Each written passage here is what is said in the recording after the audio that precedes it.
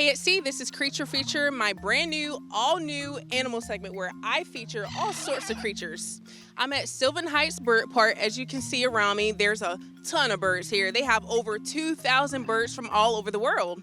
Joining us today is Zeek Craven. Hey, Zeke, how's it going? Doing all right. How you doing? I am doing great. So we are here at the Sylvan Heights Bird Park. How long you been a bird keeper, or should I say bird lover? So I've been a bird lover really my whole life, but I started as a bird keeper here in April of 2022.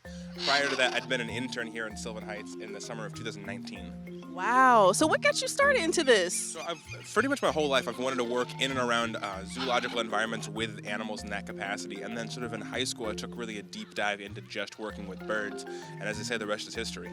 The rest is history. And I see we have this beautiful bird right behind us. It looks like it's eating a seed of some sort. Yeah, so this is our green-winged macaw, and right now he's working on a walnut, I believe. Then behind him we have our scarlet macaw. We've got a couple other macaws sort of through the background here. All birds that can be found in South America, which is why we're sort of in the South America aviary currently. So what's your favorite bird?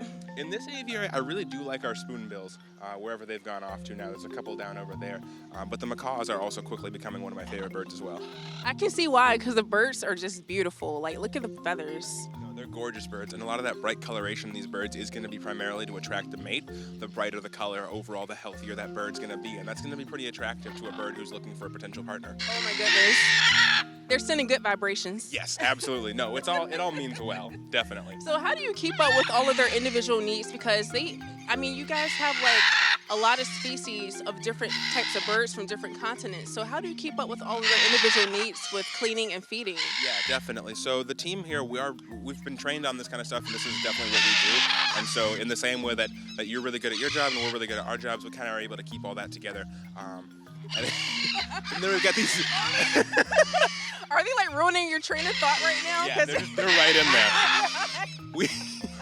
We've got just sort of categories of birds, right? So Sylvan Heights started as primarily a waterfowl facility, and waterfowl, that's your ducks, geese, swans, and so we've got an origin in that, and fundamentally a lot of the overlap in ducks, geese, and swan care is there, and so a bulk of our birds we can care for fairly similarly, and then we sort of just repeat that process as you go through.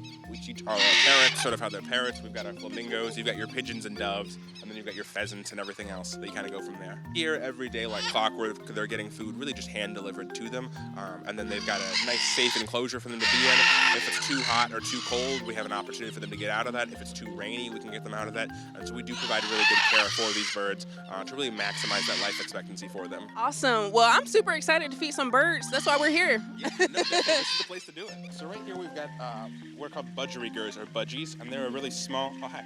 They're He's looking right at you. I'm talking into the bird. They're a really small parakeet species from Australia. So here we've got a wide variety of blues, greens, whites, yellows, all kinds of colors. But in the wild, these birds are primarily found in the green and yellow categories. We can get really close to a lot of the birds here, but as far as birds that land on you, this is the best place to do it at Sylvan Heights. What's up, man? Is it a girl or a boy? Oh, we don't know yet. So how are you able to tell the gender?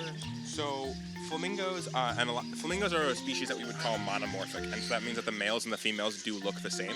And so the way that we can tell the difference between them is through DNA sexing. Well, Zeke, thank you so much for sharing this experience with us today. I had so much fun feeding these amazing birds. And thanks for joining us on Creature Feature.